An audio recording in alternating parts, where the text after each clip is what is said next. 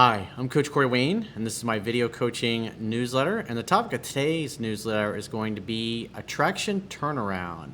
Well, I've got a really good success story from a guy who he was married. He's 30 years old, young guy still, married for 10 years, got a divorce. Like a lot of guys, didn't really see it coming. Got back into the dating world after his divorce, and he came across someone he really liked, really clicked with. And on the first date, he's already bringing up relationship. And so basically over the course of the first couple date or two, first week or two they were talking, he started doing a lot of things, and he could tell she was getting turned off. And obviously that was the impetus to him to go to the internet and eventually find my videos and turn things around. And so it's been 5 weeks now from the time he met her and started dating her. What's cool is he shares how his mindset changed, some of his behaviors changed. And he also points out the things that he recognized that he was doing wrong and then what he's doing differently. And you'll see what's amazing at the end of the email. There's a bunch of things that she says to him about how she feels that are like literally verbatim what I say women will say when they get to that point in my book. So it's pretty cool. So I got a quote that I wrote, and then we're going to go through this guy's email. And the quote says, "Reaching your full potential requires the freedom, time, and space to be who you really are, and people who nurture, encourage, and celebrate you being you. Fear, worry, and doubt causes most people to play it safe, hold back, and be too risk-averse to step beyond their current comfort zone and take the actions that are necessary to make their dreams a reality. Success is the result of sustained discipline, focus, perseverance, and a relentless pursuit of emotionally compelling outcomes. You're either willing to pay the price to achieve what you want, or you're okay with making excuses and settling for a life that is less than what you are capable of living." So what you're going to see here is obviously he had some fears, and really it's just like I talk about often, a perception of how he viewed himself. And that, of course, caused him to try to force things with that woman. And what was cool, though, is that she really likes this guy. And so she was giving him hints and trying to help him get things right. But obviously, at the very beginning, he didn't get the message. But he recognized that things were going sideways. And that's, again, when he eventually came across my work. So he says, "Hey, Corey, let me begin by saying that your book and video series have changed my life. I'm currently reading your book for the 6th time in my endeavor to better understand both women and myself. As recommended, I will read it 15 or even 20 times if necessary. Well, repetition is the mother of skill. The more you immerse yourself in something, the more you learn, because this is a complete 180-degree opposite of what most people think the way the world works when it comes to dating and sexual attraction. And it's hard, especially when you've got, this guy's 30 years old, so he's got 3 decades of being the way he used to be. So he's literally emotionally anchored into being that way, into thinking that way, and feeling that way. So it's going to take some time applying things like I talk about in my book to turn things around." He says, "I consistently study it every day with sticky note annotations and a highlighter. I am determined." I like that statement. He's determined. This is somebody who's committed. He's like, I'm tired of shit like this happening, and that's it. I've had enough. He got to a point, he made a decision. It's like, that's it. Never again. He says, "I've even built my own table of contents to reference in specific situations, which has helped me tremendously. I'm now 30 years old with a good career. I was married for 10 years, and like many stories that begin in past tense, it was over in the blink of an eye." How many people watching this were one of those guys at one point in their life and a breakup happened and they didn't see it coming? It's so common. "I left the marriage because I reached a realization that our differences were simply too far apart. We were unable to make each other happy, and if I had only found your book earlier, I may have realized this sooner." Well, you can't really make somebody else happy. You can contribute to their happiness, but at the end of the day, happiness is a conscious choice. We choose what things mean to us. We assign meanings and labels to the events and circumstances of our lives.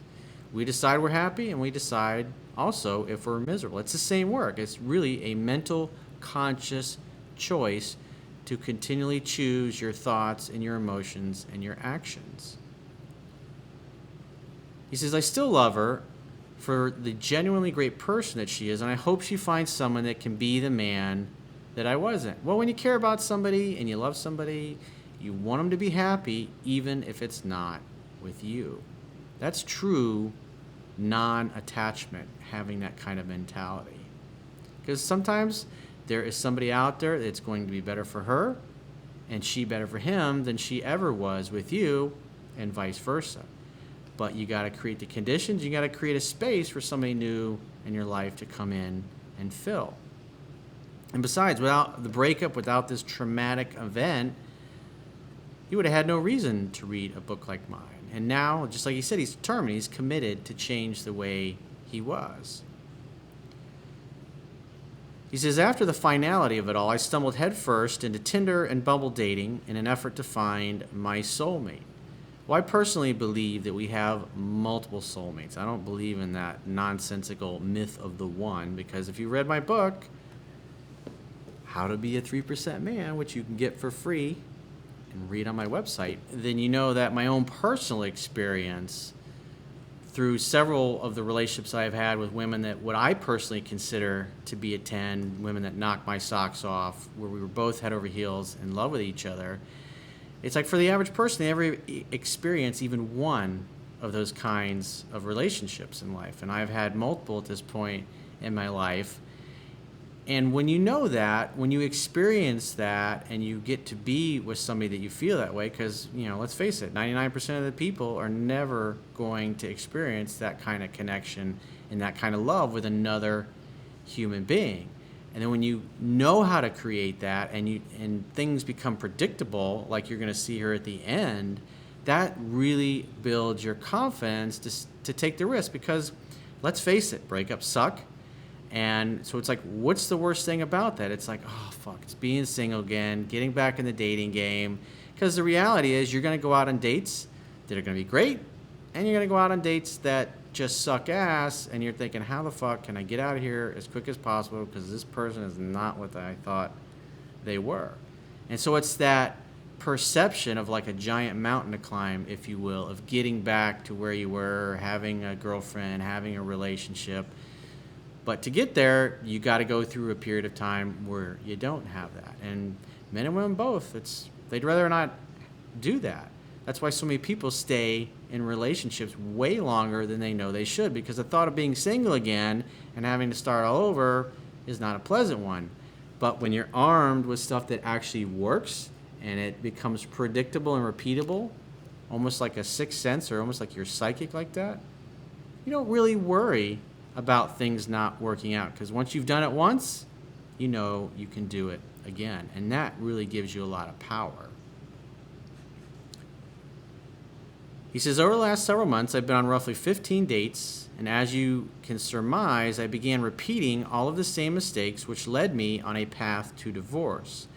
I am an eternal optimist, and I view these experiences as an opportunity for growth.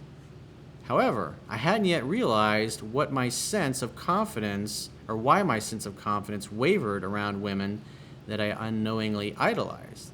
That's where that fear comes in. If you've created a story that you don't think you're good enough and you don't deserve to have a unicorn type of girlfriend, if you will, then when you meet somebody that stirs those feelings and stirs your soul, and you love hanging out with them, not just fucking looking at them and making love to them, but you really love hanging out and having a good time with them, I mean, it just completely changes your life and your paradigm, and you're never the same again after that. And it's a rare thing, but when you've never experienced it, all that fear comes up. And if you've got limiting beliefs or a self-perception that is limiting, then you've already convinced yourself without realizing it that you're not worthy. And so your interactions with that other person are going to constantly communicate that. And eventually, especially with women, they're going to pick up on it, usually sooner rather than later. He He says, roughly 1 month ago, I met a gorgeous woman who's my age and shares many of the same interests. She's an amazing artist, and I truly respect her for who she is. We spoke constantly over text messaging while sharing photos, videos, and voice messages via WhatsApp. During the first week, I set a date, and we kept talking every day until that following weekend. Keep in mind that this was before I read your book. So obviously he met online, and he spent a little time getting to know her through the messaging apps, and then once she's comfortable, you get the phone number. The phone number turns into either just an audio call or ideally a video call, because if you're meeting people online, you want to be able to see them, you want to be able to see their body language, their physiology, make sure they are who they say they are, and that you jive and you connect. Because the worst thing in the world, especially if you're meeting people through dating apps, is to show up and then they don't look like their pictures. I mean, I think everybody watching this video has either experienced that or knows many people that have gone out on dates and the person didn't look anything like their pictures, or they were nothing like they thought they would be in person. And what's so beautiful about the technology that we have today is that you can pre-qualify your dating prospects using video. And that was something that you just weren't able to do years ago. So you can know pretty well what they look like and whether you jive or not. Because if you can't carry a conversation on video with them in person, then how do you think you're going to do having a drink with them or having dinner with them or just fucking hanging out? If it ain't working online, when you're talking digitally, that saves you all the time, the awkwardness of sitting down in a restaurant. Because think about it. You go to a restaurant and instantly you see them and they either match what you expected or they didn't. And when they don't match that, and you've invited them for drinks or maybe even dinner, and then you're like, oh man, I got to sit here for the next hour and talk to this person. I got to force myself to talk to somebody I really don't want to talk to. And it's going to be written all over your face. So you can avoid all of that. He says, as we were messaging earlier on before the date, I promised her that I would kiss her the moment we met. She doubted that I would, and I took it as a challenge. I did as I promised. She walked up to me, I gave her a big hug, and then I kissed her. That's some balls, dude. Nice job. She kissed back. Obviously, she liked you, so you built enough rapport before you met in person. He says it was a good sign, but I hadn't yet learned how to value myself and quickly forced the relationship talk during dinner. Bad idea. You think? First date, let's talk about a relationship. Not a good way to go. If you talk about a commitment and relationship on the first date and locking her down, you're probably not going to get a second date. Unless she really, really super likes you. And then you can just screw up more. But, a few weeks in, she's still going to get to the same place, which is a low attraction level. I can see now how weak this really was. Because what's driving it? He's not driven to be in a relationship with her because they're so awesome, they have great sex, and they have so much fun together. I mean, this is their first time meeting.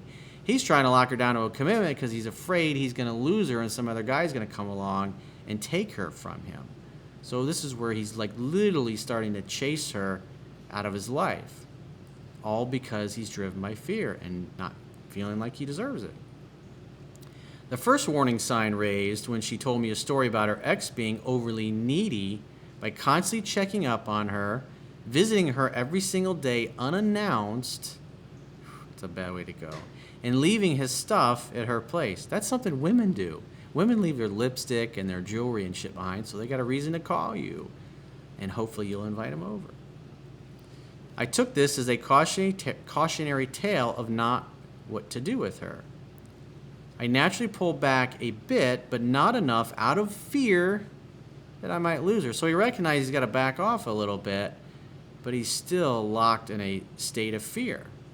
Because he's never had somebody that he felt this way about, that he really connected with. So he's extra nice, he's extra compliant, he's extra accommodating. And once you start giving off the vibe that you're happy to be a doormat, the respect level fucking plummets. And a woman that doesn't respect you, she'll never fall in love with you. The night went well, and I didn't push for sex, although we did end up making out and fondling each other in my car. During this date, several other warning signs appeared as she directly told me that she's not ready for anything serious without directly saying with me. That's how women do it. Women aren't going to come out and tell you specifically, hey, you're fucking this up. If you keep acting this way, I'm going to completely lose all attraction for you and not want to go out with you again. And I'll probably ghost your ass. They're not going to do that. They're going to say, I'm not ready for anything serious. Now, the average guy doesn't really know what that means. What she's really saying is, hey, I'm feeling pressure to move along further in this courtship than I'm ready to go. So slow your roll. That's what she's really saying to him. But he didn't know any better. So he says, I ignored this and kept pushing on. Because what does it show in TVs and movies? You got to pursue because somebody else might come along and get her. The following day, I initiated plans to go visit her that night. Another bad move, but I'm glad I did it because it put me in a position that would eventually lead me to your work. So you can see, it's like a slow motion train wreck coming. We cuddled on her couch for a few hours, and it was a pleasant evening, except for the fact that she told me, you can have sex with other people.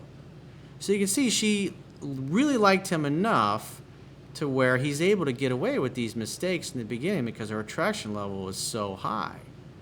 And so she's like, okay, yeah, you can come over, but as they're laying there on the couch, she's recognizing and she's getting triggered about an old boyfriend the way he used to be, and probably, who knows, 50 other guys that she's probably met in her life that have acted this way on the first date or the second date. And so she knows how that movie is going to end because all of them, they don't listen and they don't know any better.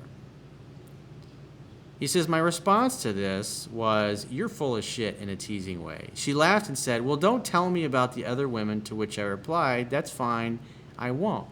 So what she's really saying is, like, I don't have any attachment to you emotionally. I like you, but if you went out and met somebody else, it probably wouldn't really fucking bother me that much. That's what she's really saying in that moment.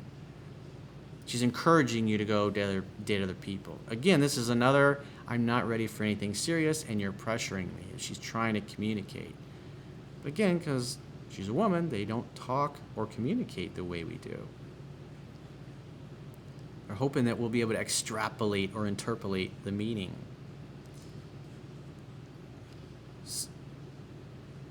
So after she says, don't tell me about the other women, he replies, that's fine, I won't.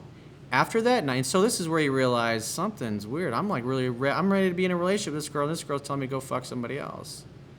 So he recognizes that she's pushing him away instead of pulling him in. So he says, after that night, I began doing my research where I stumbled upon your videos.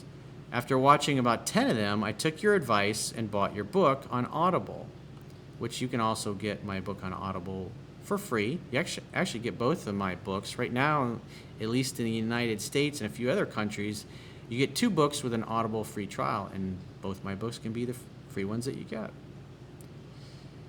If you're a growth-oriented person and you're a lifelong learner like I am, it's a great way to get audiobooks and save a lot of money if you do the Audible plan.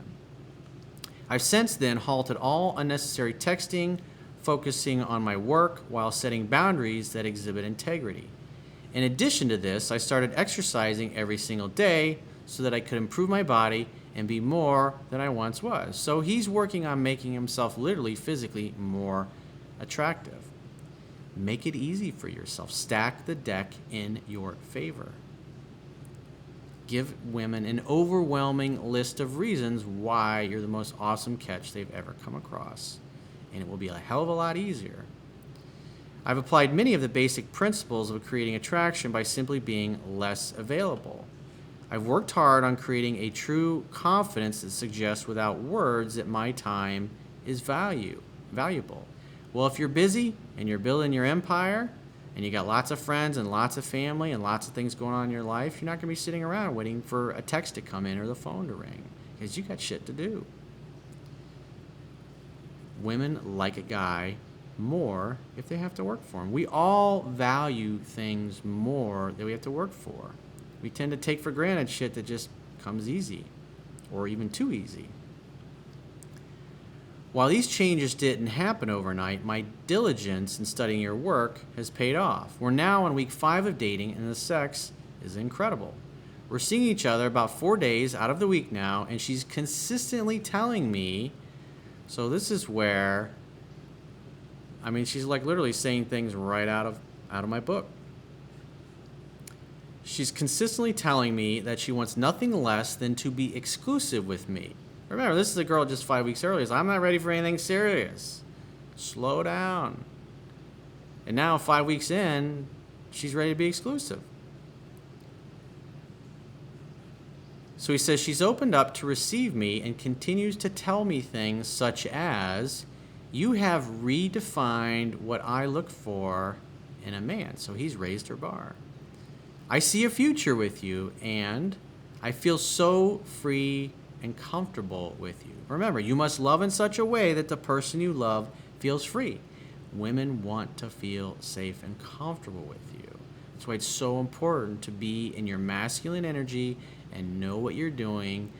Take care of the date, take care of the details, the dinner reservations, everything, and gently lead and invite her to join you. I wish I had learned these lessons sooner, but I am extremely grateful for finding your book. Thank you for everything, Corey. I sincerely appreciate your life's work, and I have already purchased Mastering Yourself because my journey of self-improvement has only just begun. And obviously, this is the hardcover version. So you can get it in Kindle, hardcover, the audiobook for free, and you can read the ebook for free. Maybe this is the first video of mine that you've seen, and you think, who is this fucking dude with these shirts that look like he's got fucking batteries in it, and what can he teach me about life and women? Well, if you apply the things that I teach, you will get results like this particular guy has gotten. And so if you're in a situation where you'd like to get my help personally to coach you, you can go to my website, click the products tab at the top of your screen on any page, and book whatever coaching option works for you. And I will talk to you soon.